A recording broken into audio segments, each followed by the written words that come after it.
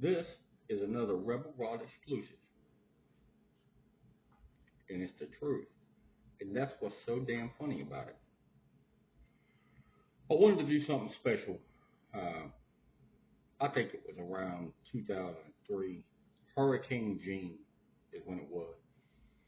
So I called to set up a package to go on a cruise and decided to do it myself. So I ordered a cruise and I didn't go with their people because they're trying to tie me into some mess. I went with my own and got the flight different than I did the cruise instead of using Travelocity or whatever. So here come Hurricane Gene. I don't care. I'm going on a cruise. It shows up where I'm going on a cruise. They said cancel your flights. We're going to shorten the cruise. Instead of leaving on Friday, we're going to leave out on Monday from a 5-day to a 7-day. So I called and they wouldn't do it because I wasn't part of that package. So we have to fly to Orlando and stay at some godforsaken motel. And the hurricane is going to hit right after we check in. This ought to be fun, right? We get on the plane, and I'm not going to say it wasn't all my fault, but we ended up getting in trouble because of somebody that was doing their job. And we went down there to Orlando and landed and had to do some kind of dissertation about manners on planes. So we finally left, and I'm squabbling with the people I'm with, trust me. We get to the motel, and the man says, everything will be fine, everything will be fine. So we unload our stuff in our room, and here it comes. So we go to the door. There's stop signs and Toyotas that are spinning out. I ain't never seen a live hurricane before. I said, what all happens here? And the man says, you are forbidden to leave this motel. Do what? Orlando is shut down. I said, for how long? And he pointed to the door. So the wind takes over the whole town? He said, this is all of the state of Florida. Pretty soon, the lights went out. So we had to go back to our room. We go in there, and there's water coming in from the ceiling. So, like, you can't lay in bed without water hitting you. My socks are wet. I'm getting agitated. We can't get nothing to eat. There was no beer. And we got about a half a pack of cigarettes left. And this thing's just now getting warmed up. We ate out of a Frito machine. So finally, it ended. And we had to get on a bus. And we went down to A1A and left somewhere around Fort Lauderdale to go on this cruise, 5-day cruise. We went through the whole thing. We had a comedian greet us for the captain's ball, and the comedian was pretty good. But we went to, I forget what island it was, and it's an excursion where you get off the cruise ship. And so my wife said, I'm going to go get my hair done. And I was like, okay, how long does that take? She said, just a couple hours. And she left. So I went walking around in this little town. And finally, I find this bar. It's a tiki bar. And there was this man sitting next to me who, I mean, he looked about like Chris Ferguson. He's a big man, okay?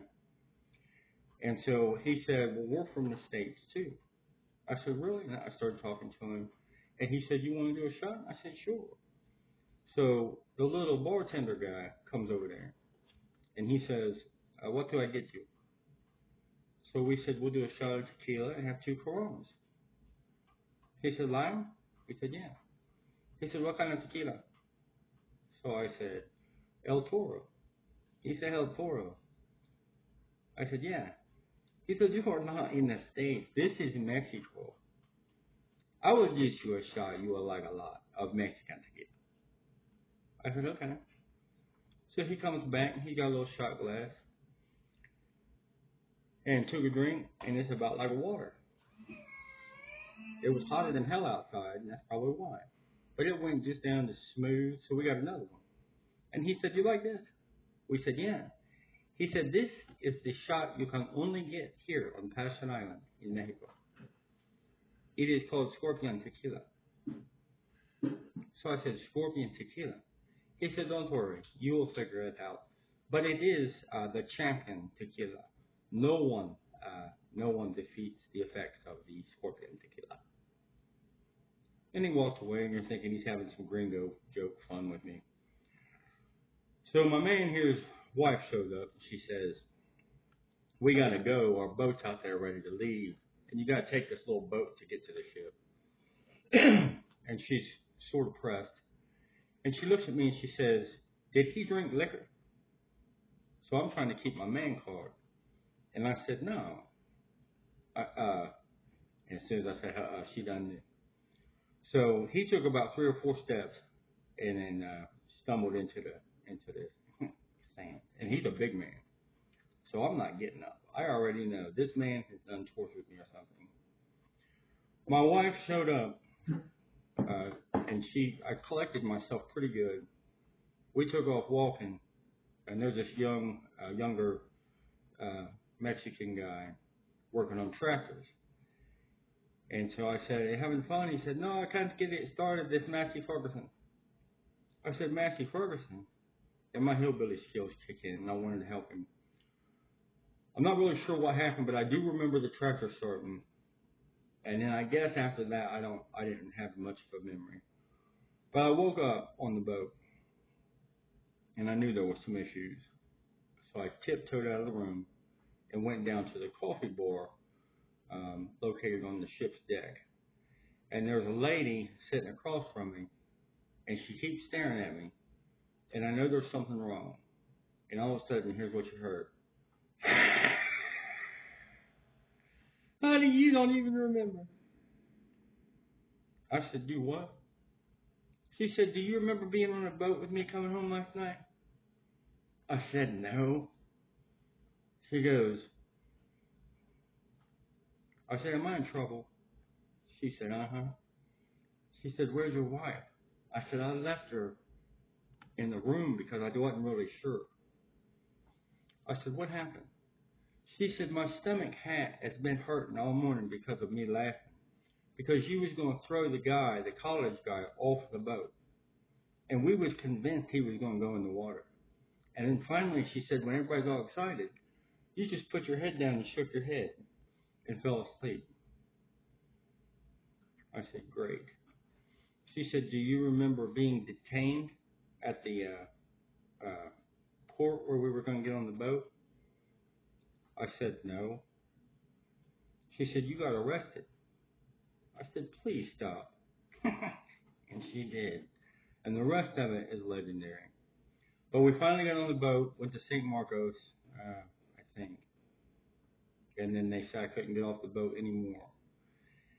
And when we got back, I found out my 2 assistant managers had gotten into an argument. One of them quit. She went to West Carrollton to work at Wendy's as the assistant manager.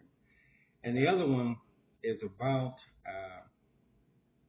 I think she stayed for a little while. Me and her developed a relationship, and she got into it with a guy that worked there named Kevin from West Carrollton, who's now in the military. And he called her the N-word. And so I took up for her and got a complaint filed by these honkies in West Carrollton, Miamisburg, and had to go to a class on being racially sensitive because I was racial against white people.